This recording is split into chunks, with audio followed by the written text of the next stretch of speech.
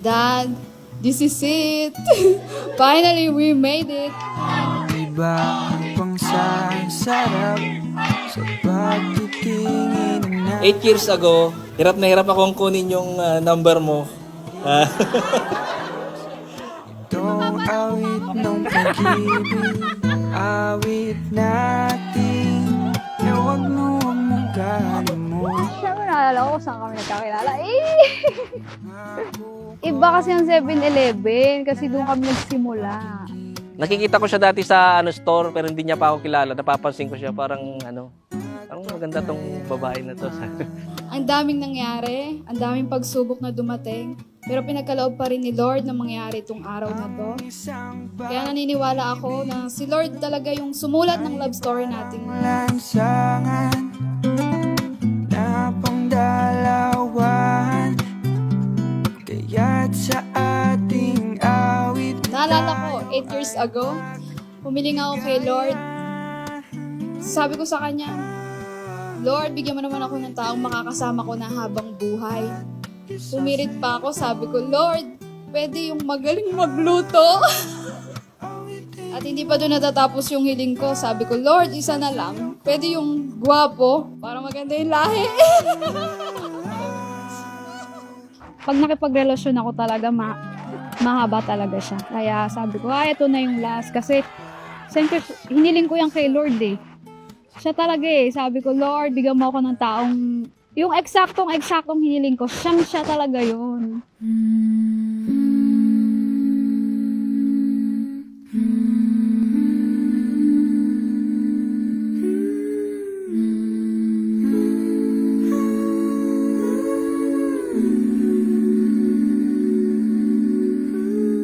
Huwag kang matakot, di mo pa alam, nandito lang ako sa iyong tabi. Di kita papabayaan kailanman.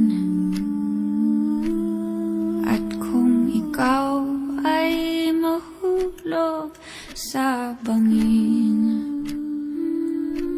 ay sasaluhin kita. Huwag kang matakot na matulog mag-isa. May, nung nilikha ka ng Panginoon, ang iniisip ng Diyos si Mark. Kasi darating ang panahon, sa panahong ito, June 30, na magsasama ang pinili ng Diyos. Huwag kang matakot.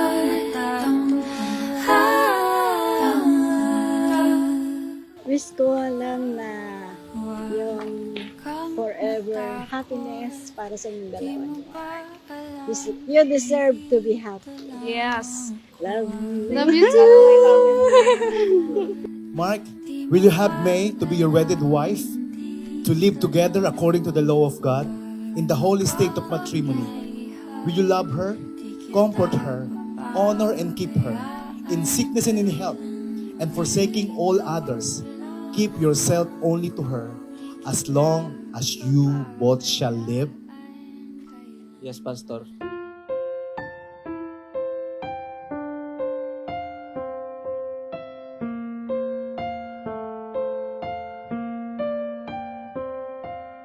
Di ko Nagpapasalamat ako kasi binigay ka ni Lord sa akin. Alam kong matutupad na yung pangarap kong pamilya na buo na hindi ko naranasan dahil na-experience ko ang broken family sa murang edad at ayokong iparanas yun sa magiging anak natin.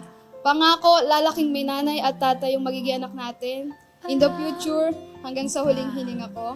Salamat sa iyo, May.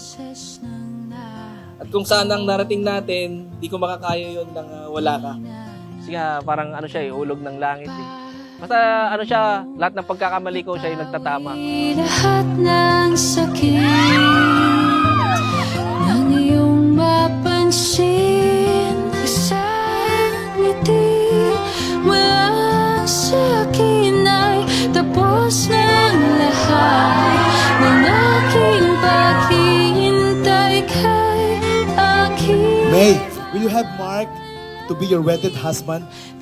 To live together according to the law of God in in the holy state of matrimony. Yes, Pastor. Yan! Woo! Nagpapasalamat ako kay Lord at ikaw ang binigay na babae sa buhay ko. Di ko alam dati kung saan ang direksyon ako patungo. Pero nung makilala kita, dinala mo ako sa tuwid na daan. Sabay nating isayaw ang lamig ng gabi. Huwag nang magkubli. Pwede ba ulit-ulitin natin ito? Ikaw at ako. Lagi lang ako nandito. Ako ang kakampi mo. Ako ang tagapagtanggol mo. Walang pwedeng manakit at umaway sa'yo maliban sa akin. Gagawin ko lahat para sa iyo at para sa magiging anak natin. Pinapangako ko din na ikaw lang ang babae ko hanggang sa aking huling hininga at magpakailan pa man. I love you, Mi. Mahal na mahal mo.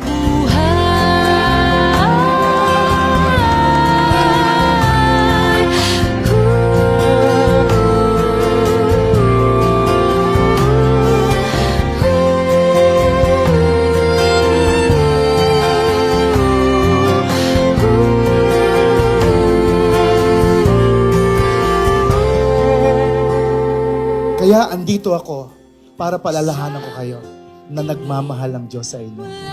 At naniniwala po ako na ang Diyos ang naglikha ng pagmamahalang ito. Ng mag-isa.